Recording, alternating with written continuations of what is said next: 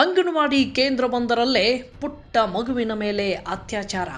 ಹೌದು ವೀಕ್ಷಕರೇ, ಈ ಘಟನೆ ನಡೆದಿರುವುದು ಬಾಗಲಕೋಟೆ ಜಿಲ್ಲೆ ಬಾದಾಮಿ ತಾಲೂಕಿನ ಕೆರೂರು ಪೊಲೀಸ್ ಠಾಣಾ ವ್ಯಾಪ್ತಿಯ ಗ್ರಾಮವೊಂದರ ಅಂಗನವಾಡಿ ಕೇಂದ್ರದಲ್ಲಿ ಪುಟ್ಟ ಮಗುವಿನ ಮೇಲೆ ಸಹಾಯಕಿಯ ಮಗನೇ ಅತ್ಯಾಚಾರ ಮಾಡಿರುವ ಹೃದಯ ವಿದ್ರಾವಕ ಘಟನೆ ತಡವಾಗಿ ಬೆಳಕಿಗೆ ಬಂದಿದೆ.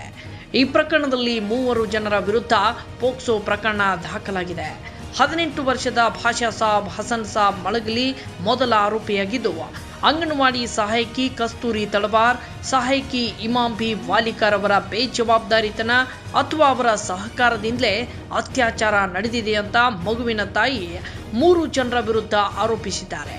ದೂರಿನ ಮೇರೆಗೆ ಅತ್ಯಾಚಾರ ಆರೋಪಿ ಮತ್ತು ಅವನ ತಾಯಿಯನ್ನ ಪೊಲೀಸರು ಬಂಧಿಸಿದ್ದಾರೆ. ಚಿಕ್ಕ ಮಗುವಿನ ಮೇಲೆ ನಡೆದ ಹೇಯ ಕೃತ್ಯಕ್ಕೆ ಸಾರ್ವಜನಿಕರಲ್ಲಿ ತೀವ್ರ ಆಕ್ರೋಶ ಉಂಟಾಗಿದೆ. ಅಪರಾಧಿಗೆ ಏನು ಶಿಕ್ಷೆ ಆಗಬಹುದು ಎಂಬುದನ್ನು ಸಾರ್ವಜನಿಕರು ಕಾಯ್ದು ನೋಡುತ್ತಿದ್ದಾರೆ. ವರದಿ ವೀರೇಶ್ ಬೆಂಚನಮರಡಿ ಮಠ್.